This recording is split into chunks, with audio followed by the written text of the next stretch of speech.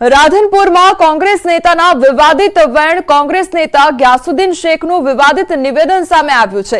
ભાજપના મુસ્લિમ ઉમેદવારોને લઈને નિવેદન આપવામાં આવ્યું છે, જેનો જમીર મરી ગયો હોય તે જ ભાજપમાંથી ઉમેદવારી કરે તેવું કહેવામાં આવ્યું છે।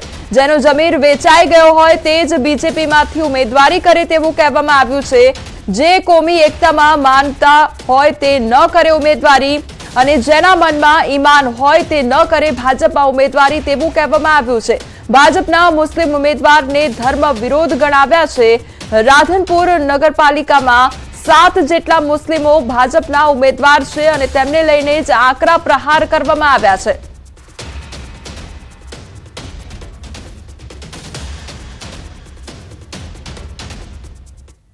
આપણે અહીંયા જે ભારતીય જનતા પાર્ટીની અંદરથી મુસ્લિમ ઉમેદવારો પણ ઉભા છે। મારું કહેવું એમ છે કે જો એક મુસ્લિમ સમાજની વ્યક્તિના મનની અંદર ઈમાન હોય, એનો અકીદો પુખ્તા હોય, એ રાષ્ટ્રવાદમાં, કોમી એકતામાં, ભાઈચારામાં માનતો હોય, એ કદી પણ ભારતીય જનતા પાર્ટીનો સિમ્બોલ લઈ શકે નહીં। તો રાધનપુરમાં કોંગ્રેસ નેતાના વિવાદિત વેણ સામે આવ્યા છે। વિવાદિત નિવેદન તેમના દ્વારા આપવામાં આવ્યું છે। કોંગ્રેસ નેતા ગ્યાસુદ્દીન શેખનું આ વિવાદિત નિવેદન સામે આવ્યું છે। ભાજપના મુસ્લિમ ઉમેદવારોને લઈને આ નિવેદન આપવામાં આવ્યું છે, જેનો જમીર મરી ગયો હોય તે જ ભાજપમાંથી ઉમેદવારી કરે તેવું કહેવામાં આવ્યું છે।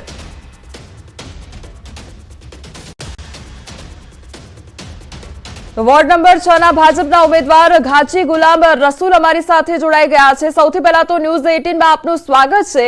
હવે કોંગ્રેસના નેતા આ પ્રકારની વિવાદિત ટિપ્પણી કરી રહ્યા છે કે જેનું જમીર મરી ગયું હોય તે ભાજપમાં ઉમેદવારી કરે। સૌથી પહેલા તો આપનું રિએક્શન લેવા માંગીશ। ગ્યાસુદ્દીન શેખ રાધનપુરમાં આવી અને મુસ્લિમ ને હિન્દુઓ વચ્ચે ભડકાવા ભાષણો આપે છે। તેમને અમારી વિનંતી છે કે અમે રાધનપુરની અંદર મુસ્લિમ ને હિન્દુ સાથે હળીમળી અને રહીએ છીએ અને આ સાલ આ ઇલેક્શનની અંદર બીજેપી અમને 7 ટિકિટ આપી છે, અમારું બહુમાન કર્યું છે અને વર્ષોથી અમે એક ઘરે અમે હિન્દુનું એક ઘર મુસ્લિમનું હોય એ રીતના સાથે રહીએ છીએ। લગ્ન પ્રસંગમાં પણ અમારે જવાનો પ્રોગ્રામ હોય છે, એમના બી લગ્નમાં અમે જઈએ છીએ, અમારા લગ્નમાં બી આવે છે અને કોઈ મોત મેણું હોય કે એમને હિન્દુઓનો કોઈ બપોરો હોય કે એમનું બેસણું હોય ત્યાં પણ અમે મોટી સંખ્યામાં જઈએ છીએ અને અમારા પણ મુસ્લિમ ધર્મ પ્રમાણે જે જ્યારતો હોય છે, બેસણું હોય છે, એ પ્રમાણે એ લોકો આવે છે, અમે એકદમ ભાઈચારાથી રહીએ છીએ। તો આવા વાતાવરણમાં રહેનારી પબ્લિકને ગ્યાસુદ્દીન શેખ અમદાવાદથી આવી અને ભડકાઉ ભાષણ આપે છે ને એમ કહે છે કે મુસ્લિમોમાં જમીર હોય તો ભાજપના બેનર ઉપર લડવી ચૂંટણી ના જોઈએ। કેમ ના લડવી જોઈએ તેનો ગ્યાસુદ્દીન શેખે અમને જવાબ આપવો પડે। જી રસુલભાઈ, આ ભડકાવવાની કોશિશ થઈ રહી છે, આપ કહી રહ્યા છો ધર્મના નામે રાજનીતિ કરવામાં આવી રહી છે, આ કેટલી યોગ્ય અને ક્યાં સુધી આ પ્રકારે ચાલતું રહેશે? આ ધર્મના નામે જે રાજનીતિ કરવા કોંગ્રેસ અત્યારે મેદાનમાં આવી ગયેલી છે, એને જાતના અજંડા ફેલાવી રહેલી છે। રાધનપુરમાં કોંગ્રેસનો સફાયો થઈ રહ્યો દેખાય છે। એમના એક પણ કેન્ડિડેટ પબ્લિક વચ્ચે આવતા નથી। 10 વર્ષ તેમણે શાસન કર્યું અને ગામને સારા શહેરને ઉકેડામાં તબદીલ કરી દીધું છે। તો આ સાલ જે પણ રાધનપુરની પબ્લિક છે તેમને જાકારો આપે છે, તો એ જાકારાના ડરની હિસાબે હિન્દુ મુસ્લિમો વચ્ચે લડાઈઓ કરાવવાના આવા ભડકાઉ ભાષણો આપવા માટે કોંગ્રેસના યુવાન આગેવાનો આવી ગયેલા છે માર્કેટની અંદર, પણ એમને રાધનપુરની હિન્દુ મુસ્લિમ પબ્લિક સારી રીતે જાણે છે કે આ લોકો ભડકાવી અને કૌમવાદ ફેલાવવાનું લડાવવાનું કામ કરે છે। એ લોકોની સભાની અંદર રાધનપુરની 50 માણસ પણ નતા પહોંચ્યા, એટલે એના ઉપરથી એમને સમજી જવું જોઈએ કે અમે કેટલી કક્ષાએ નીચે જતા રહ્યા છીએ। રસુલભાઈ, આમના દ્વારા જે પણ નિવેદનો આપવામાં આવ્યા છે તેમાં એક નિવેદન એ પણ આપવામાં આવ્યું કે જે લોકો કોમી એકતામાં માનતા ન હોય તે ભાજપમાં જઈને ઉમેદવારી કરે, એટલે શું જે ઉમેદવારો દ્વારા ઉમેદવારી નોંધાવવામાં આવી છે શું એ લોકો કોમી એકતામાં નથી માનતા અને એટલા માટે ઉમેદવારી નોંધાવે છે? એ પ્રકારનો સીધો જે પ્રહાર છે તે કરવામાં આવી રહ્યો છે। અમે મુસ્લિમ સમાજના અગ્રણીઓ બહુ મોટી સંખ્યાની અંદર બીજેપીમાં જોડાયા છીએ। 3 દિવસથી દરેક સમાજમાંથી, નાગોરી સમાજમાંથી, હાચી સમાજમાંથી, બેમણ સમાજમાંથી, પઠાણ સમાજમાંથી જે લોકો છે તે બીજેપીમાં જોડાઈ રહ્યા છે। બીજેપીનું સારું કાર્ય છે અને એમના સારા કામને લઈ અને મુસ્લિમો બીજેપી સાથે જોડાઈ રહેલા છે, તો આ લોકોના પેટમાં તેલ રેડાવું છે કે મુસ્લિમને ઉપર આપણે કાયમી રાજનીતિ કરી છે, મુસ્લિમને ડરાવી રાખ્યા છે કે ભાજપ વાઘ છે, તમને ખાઈ જશે. પણ ભાજપ વાઘ નથી, પ્રેમથી સાથે રહેવા વાળો પક્ષ છે. હિન્દુ મુસ્લિમને એ સાથે લઈને ચાલે છે. વર્ષોથી બીજેપીના માણસોથી હું જોડેલો છું ભાજપમાં, ને મારા સાથે ક્યારે પણ કોઈ પણ જાતનું ઓરમાયન વર્તન કરવામાં આવેલું નથી. અને જેટલી સુવિધાઓ મળી છે કે જેમ કે કેન્દ્ર સરકારની કે ગુજરાત સરકારની, એની અંદર પૂરેપૂરો મુસ્લિમોને લાભ મળી રહે છે. એ આપ રાધનપુરના મુસ્લિમોને મળી અને જાણી શકો છો. જી રસુલભાઈ, આપ અમારી સાથે જોડાયા તે બદલ આપનો આભાર. ભાજપ પ્રવક્તા હિતેન્દ્ર પટેલ અમારી સાથે જોડાઈ ગયા છે. હિતેન્દ્રભાઈ, સૌથી પહેલા તો ન્યૂઝ 18 માં આપનું સ્વાગત છે.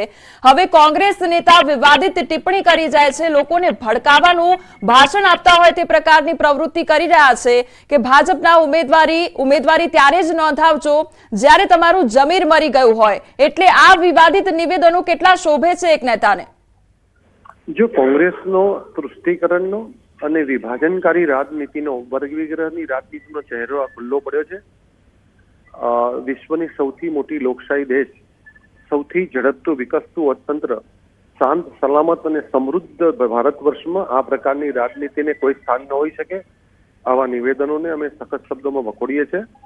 અને દેશના મુસ્લિમો લઘુમતી પણ એ સમજી ગયા છે કે ભારતીય જનતા પાર્ટીના શાસનમાં સમગ્ર સમુદાયનો સાથે સાથે લઘુમતી સમાજનો પણ વિકાસ થયો છે અને શાંતિ, સલામતી, સમૃદ્ધિ એ વધી છે. વિશ્વના મુસ્લિમો પણ એવું માને છે કે કોઈ પણ લઘુમતી સમાજ ભારતમાં એ સલામત છે, સમૃદ્ધ બન્યો છે, ધંધા રોજગારો એના વિકસ્યા છે. જે પ્રમાણે વિકાસની રાજનીતિમાં મોદી સાહેબે સૌનો સાથ, સૌનો વિકાસનો મંત્ર આપ્યો છે. અને લોક કલ્યાણની યોજનાઓ હોય, સબસિડીની યોજનાઓ હોય, આરોગ્યની હોય, શિક્ષણની હોય, સૌના માટે સરળતાથી ઉપલબ્ધ કરાવી છે. કોઈ પણ જાતનો એમાં ભેદભાવ નથી કર્યો. અને પરિણામે ટ્રિપલ તલાક જેવા કાયદાથી લઘુમતી સમાજની મહિલાઓએ પણ એક સલામતી અનુભવી છે. અને એને પરિણામે લઘુમતી સમાજ પણ આ રાષ્ટ્રવાદી વિચારધારામાં જોડાઈ રહ્યો છે.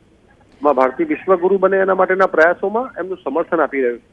હિતેન્દ્રભાઈ, અહીંયા શું આપને એવું લાગે છે કે અહીંયા કોઈ એક સમાજના લોકોને ભેગા કરીને એમને ભડકાવવાનો પ્રયાસ થઈ રહ્યો છે ને આખી ગંદી રાજનીતિ રમવામાં આવી રહી છે?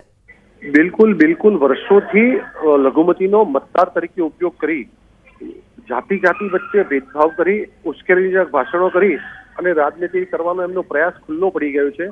એમના પગ નીચેથી રાજકીય જાજમ સરકી ગઈ છે, સતત હારે છે. એ લોકો ફ્રસ્ટ્રેશનમાં આવી ગયા છે અને આવી નિમ્ન પ્રકારની રાજનીતિ કરી અને સલામત, સમૃદ્ધ અને શાંત ભારતમાં આ પ્રકારનો કાંકરી ચાળો કરવાનો પ્રયાસ કર્યો છે ભારતની જનતા. જીતેન્દ્રભાઈ, આપ અમારી સાથે જોડાયા તે બદલ આપનો આભાર.